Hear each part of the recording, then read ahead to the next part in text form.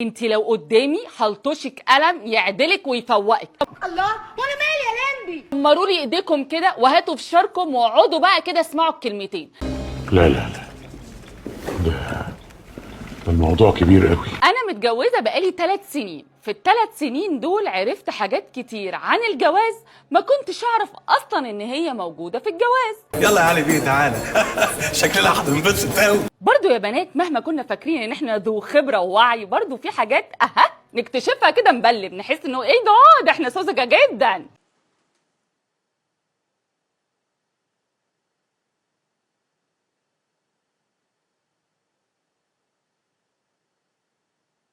المهم ان جوزها اكبر منها في السن كتير، يعني فرق ما بينه وما بينها يجي 13 سنه ويك. يعني ايه مش فاهم؟ بيودع؟ هو اول راجل في حياتها وهي ما عرفتش حد قبله وهكذا، وقال بقى ياخدها يعلمها ويربيها ويدربها هو بيحب ايه وما بيحبش ايه. حلو قوي الكلام، ما شاء الله. المهم ان هي كانت فاكره ان الجواز علاقه زوجيه عاديه جدا طبيعيه جدا، وشويه مواعين شويه غسيل، حاجات بسيطه كده يعني. انت هابله صح؟ لا انا عاقله جدا. اكتشفت انه جوزها مش بيحب انها تعمل اي حاجه في البيت خالص. ده كان قرف خيبه. هو عايزها 24 ساعه قاعده ما بتعملش حاجه غير انها لابسه اللانجري وقاعده مستنياه. الكراوي عندك هناك اهي. مالك يا عم ادريس كده؟ ما تهدى ولا انا هديك. فيك ايه يا راجل؟ ما بلاش عم ادريس دي. امال تحب اقول لك ايه؟ قولي لي يا ديسو. بدأ الموضوع يدخل في الملل، وبدأ انه يعني يحاولوا يشيلوا الملل ده. فبيشيلوه بقى ازاي؟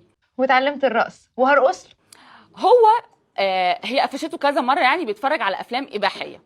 مش قلت لك 100 مره امسح الفيديوهات دي؟ مراتك لو قفشتها هتبقى مصيبه. فلما جت واجهته، انت ليه يعني رغم ان احنا كويسين والعلاقه الزوجيه بينا كويسه ومفيش مشاكل يعني. سبحان الله يا أخي، كل حاجة بتروح إلا قلة الأدب بتفضل في الدم. قعد معاها قعدت صراحه، قال لها بصي يا بنت الناس انا زهقت من العلاقه الروتينيه اللي بيني وبينك، فاحنا عايزين نجدد. قالت له بيبي كمان احب التجديد، واي نوت. السلام عليكم. عليكم السلام ورحمه الله وبركاته. فقال لها بصي انا هوريكي حاجات انا بحبها في الافلام دي عشان تتعلمي منها. وهي بمنتهى البساطه والسذاجه قعدت تتفرج معاه على الافلام سوري سيكو سيكو. وانا اللي فاكرك مؤدبه. فقال لها انا مستعده اتصالح بس عندي شرط واحد، انا هيجيلي ناس صحابي وهنتفرج على الماتش مع بعض في البيت. بيبي تيك يور تايم. بينهم مرجدين على مصيبه. قال لها انا عايزك تلبسي حاجه حلوه. قلت له اوكي، يعني اكيد هشرفك قدام صحابك. اه صحيح، انت بتعرفي تدلعي؟ اتدلع ازاي؟ تدلعي او ايه اللي ازاي؟ هي الست دي محجبه، فقال لها وانت هتطلعي بالحجاب في بيتك؟ الله، هو ده اسمه كلام؟ يعني الناس يحسوا ان هم تقال على قلبنا، ما يحسوش ان البيت بيتهم. استهدي بالله وقومي اقلعي هدومك، خلي الليله تعدي. ومع ذلك قلت انا اصلا ما كنتش عايزه اتحجب يعني، فقشطه انا اصلا مش فارقه معايا.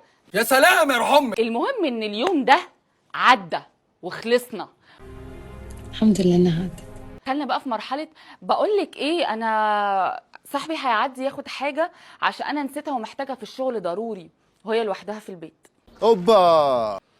المهم ان هو صاحبه يروح يبتدي يعاكسها، تقول له ده صاحبك عمل 1 2 3، يقول لها لا لا لا لا لا انتي مخك تخين، انتي رجعيه. لا لا لا لا لا لا ما تغلطيش في اعز اصحابي، صحابي خط احمر يا ندى. انتي مكبره الموضوع، والله العظيم مكبره الموضوع، الراجل بيجابلك يعني مش معقول. وده من امتى ده ان شاء الله؟ بقيت حتى انا لما بيحصل لي حاجه زي كده من صحابه بقيت باخد ودي في الحوار وبعتبرها مجامله. اصل حبيتش الموضوع قوي. لحد ما في مره واحد من اصدقائه اللي متعودين ان هم يعني يترددوا عليهم كتير في وجوده وعدم وجوده، شبكت معاه، بقت بتكلمه في التليفون وتبعت له صورها وبلا بلا بلا وحاجات من دي. ده اللي انا كنت قلقان منه وخايف. واجهها قال لها انت بتكلمي فلان؟ فقالت له ده كان بيسالني على كذا وانا برد عليه، ما فيش حاجه بينا والله. فقال لها حتى لو في يا شيخه. وانا بحكم شغلي عرفت ان وسام باهر ده بيموت في النساء. المهم ان بعد كل ده بقى في مره من المرات وهي قاعده في البيت وهو في الشغل، كلمها قال لها انا عايزك تلبسي وتتشيكي عشان هنروح نتعشى بره عشاء عمل. نزلت. انت تأمرني أمر. المهم ان الراجل اللي هم قابلوه ده المفروض ان هو يعني الباص بتاع جوزها في الشغل.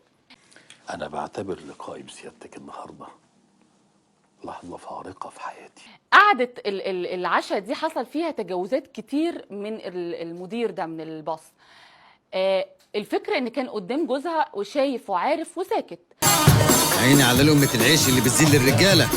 وفي اخر اليوم الراجل وهو بيسلم عليها حضنها وبسها، فقال لها عادي ده اجنبي، ده مش فاهم حاجة، ما يعرفش ان دي مش حاجة عادية عندنا وكده.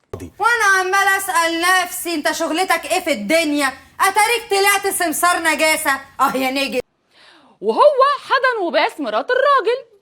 كويس اهو وقع في شر اعمال. المهم ان هي لما روحت من عشاء العمل ده حكت لمين؟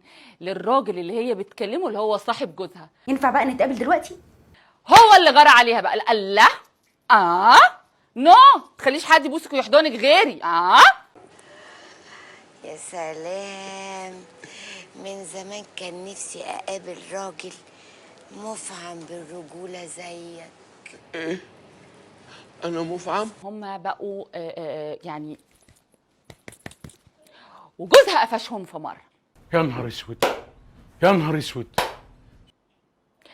لما دخل عليهم وقفشهم هي بتقولي ان هي حست انه كان متأكد ان احنا موجودين، انه فضل واقف مستخبي بيتفرج عليهم في سكات. لما خلصوا بدأ ان هو يظهر. اوراني اهو ده النسب اللي يشرف. ولما قفشهم قعد بقى يتكلم معاها انه لما تبقي عايز تعملي حاجة زي كده مفروض تقولي لي، مش تعمليها من ورايا. هاف فان يا علي بيه، هاف فان. من ساعة الموضوع ده والموضوع العلاقة الزوجية بينهم كترت كتير أكتر من الأول. خلاص بقى اسمع الكلام وخد غذاء ملكات النحل. ايوه غذاء ملكات النحل. وان تفسيرها لده ان هو حس بالذنب وانه مقصر في حقها، علشان كده بقى بيضاعف العلاقة الزوجية. هو الواد ده المفروض يعمر مع الست دي اسبوع 7 ايام. عارفة ايه اللي بسطني في كل اللي انت حكيتيه ده؟ هو في حاجة تبسط؟ عارفة ايه هو؟ اني اكتشفت ان الافلام والمسلسلات بيجيبوا من ارض الواقع بجد، وان دي مش حوارات. طيبة وعلى نيتها بس كانت فرس.